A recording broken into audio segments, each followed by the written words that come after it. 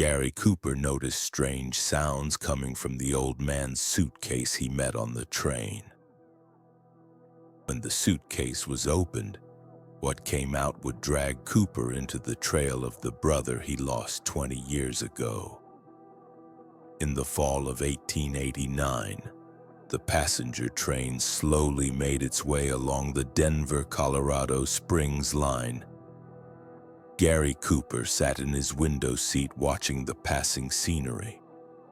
At 46 years old, he commanded attention with his calm and dignified demeanor. Cooper was returning to his ranch from a 3-week business trip. Cattle Business Association meetings were exhausting but necessary. Now all he wanted was to return home to his wife Martha and his ranch. "Excuse me, is this seat available?" Cooper looked up. An elderly man stood beside him, about 70, white-bearded, kind-looking. He carried a heavy suitcase. "Of course," said Cooper, standing up. "I'm Gary Cooper." "Samuel Wright," said the old man, extending his hand. "Pleased to meet you." Samuel tried to place his suitcase on the upper rack but struggled with its weight. Cooper helped him. "Thank you," said Samuel. "Old bones aren't what they used to be." "Where are you headed?" asked Cooper as he sat down. "Colorado Springs." "Visiting an old friend." "You?" "Same place. My ranch is there." The two men chatted throughout the journey. Samuel was a retired watchmaker. He had a small shop in Denver. He had never married and lived alone. "Do you have family, Mr. Cooper?" "My wife, Martha. We never had children." An understanding expression appeared in Samuel's eyes. "Family. Very precious. I once had a brother, too." "What happened to him?" Samuel's face darkened. "He disappeared 20 years ago. I never found any trace of him." In the afternoon, the train passed through the Colorado mountains. Cooper noticed Samuel had fallen asleep. The old man dozed comfortably in his seat. That's when Cooper heard the strange sounds. Tick, tick, tick. The sound came from the suitcase on the upper rack. Regular rhythmic sounds, as if someone inside was trying to knock. Cooper looked at Samuel. The man was still sleeping. Maybe it was just the train's movement shaking the items inside the suitcase. But the sounds continued, this time clearer. Tick, tick, tick, tick, tick, tick. This wasn't the sound of items shifting. This was rhythmic, intentional, as if someone was playing Morse code. Cooper became worried. He decided to wake Samuel. "Mr. Wright," he said, gently touching his shoulder. Samuel woke with a start. I must have dozed off." "Mr. Wright, there are sounds coming from your suitcase." Samuel's face changed. An expression mixing fear, surprise, and guilt appeared. "Sounds? What sounds?" "Ticking sounds, as if someone inside is knocking." Samuel's hands began to tremble. This isn't possible." "What's in the suitcase?" asked Cooper suspiciously. Samuel hesitated. "Just my personal belongings." But Cooper could tell the man was lying. 20 years of life experience had taught him to read people. "Mr. Wright," said Cooper in a serious voice, "you need to tell me the truth." Samuel's eyes filled with tears. "Mr. Cooper, I've hidden something from you." "What?" "I'm not really a watchmaker. I mean, I used to be a watchmaker, but now—" Samuel stopped, looking around. The other passengers were sleeping or busy with their own affairs. "Now I search for missing people." Cooper frowned. "Missing people?" "Yes, people looking for their families come to me. I try to find them." "What's in the suitcase?" Samuel swallowed. "Your brother?" Cooper froze. "What did you say?" "The suitcase contains traces of your brother, Thomas Cooper. He disappeared 20 years ago." Cooper's world spun. How do you know my brother's name? Because I've been looking for him for 3 months, and I found him. Cooper's heart was beating rapidly. Thomas.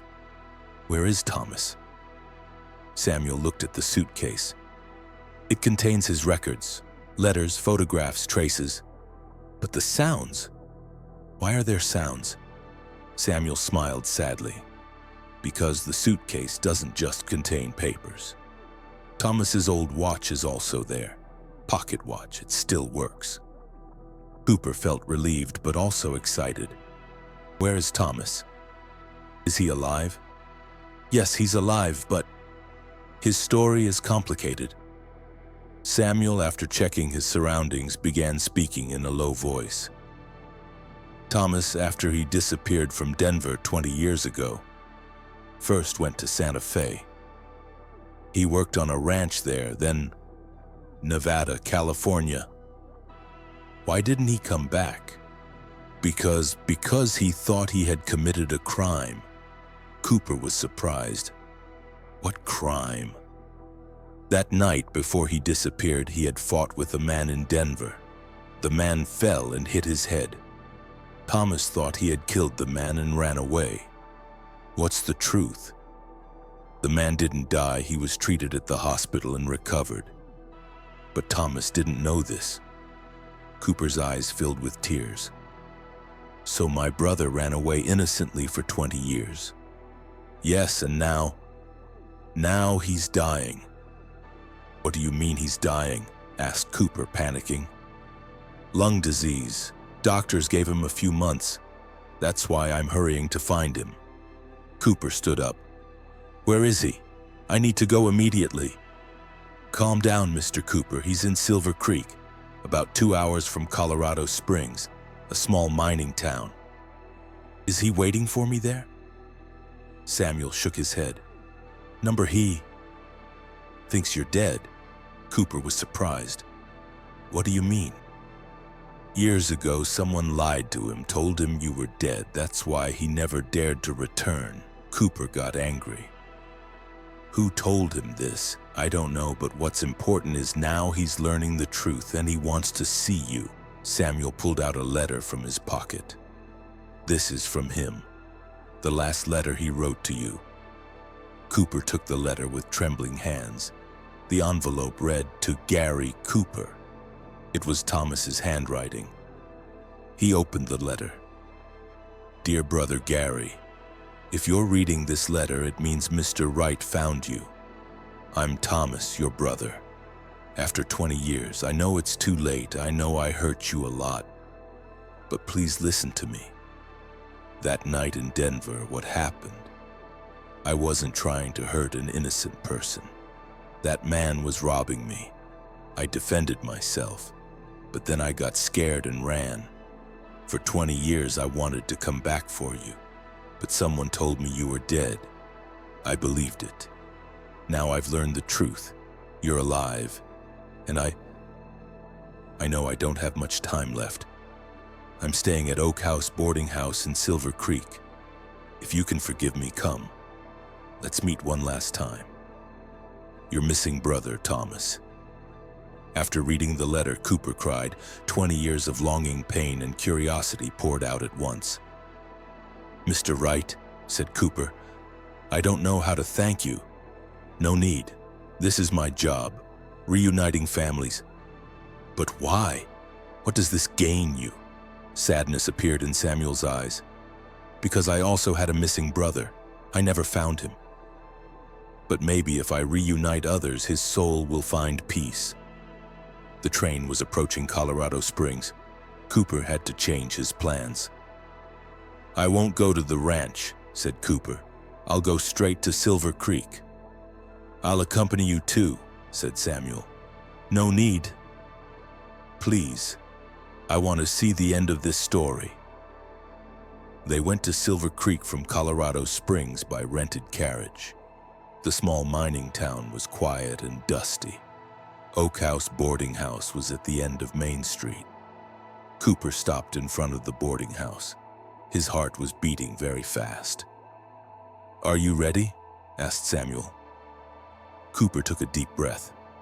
"I've been ready for 20 years. They went inside. The boarding house keeper was an elderly woman. "We're looking for Thomas Cooper," said Cooper. The woman's face changed. "Who are you?" "I'm his brother Gary." The woman was surprised. "But he thought you were dead." "I know. Where is he?" "In the back garden, sitting under the tree. He's very sick." Cooper went out to the back garden. He saw a man sitting under a large oak tree. His back was turned. Cooper approached. "Thomas?" The man turned. Cooper recognized his brother. 20 years older, hair grayed, face pale. But his eyes were the same. "Gary?" whispered Thomas. Are you real?" Cooper ran and hugged his brother. Both cried, "Thomas, I missed you so much."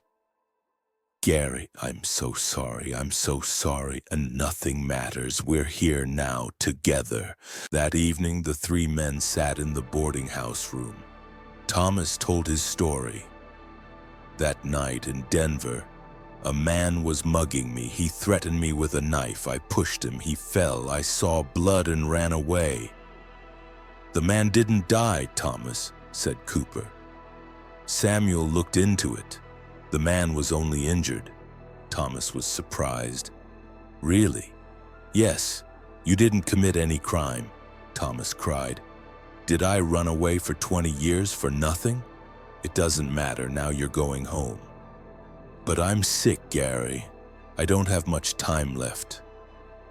Cooper held his brother's hand. "Then we'll spend the time we have left together." A month after Thomas returned to Gary's farm, something unexpected happened. After examining Thomas, the village doctor called Cooper in astonishment. "Mr. Cooper," the doctor said, "this is incredible. Thomas's lungs are healing." Cooper was stunned. "What do you mean?" "Perhaps it's the effect of the fresh air, the peace, and being with his family. But his illness has begun to subside." When Thomas heard the news, he burst into tears. "Gary, so fate is keeping me alive to spend more time with my brother." Before leaving the farm, Samuel gave Cooper a special gift. Samuel's old suitcase, the one he had carried on that train journey. "This suitcase," said Samuel, "is now yours, because it brought Thomas to you. But there's another secret inside." When Cooper opened the suitcase, he found hundreds of letters. All of them were from missing family members. "These letters," said Samuel, "are from people I couldn't find. Maybe you can find them." Cooper understood. This wasn't just a suitcase. It was hope itself.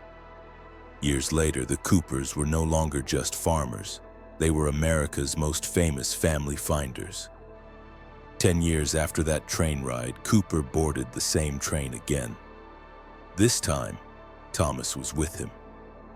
"Gary," Thomas said as they sat in their old seats, "the sounds from that suitcase, it was like destiny calling us."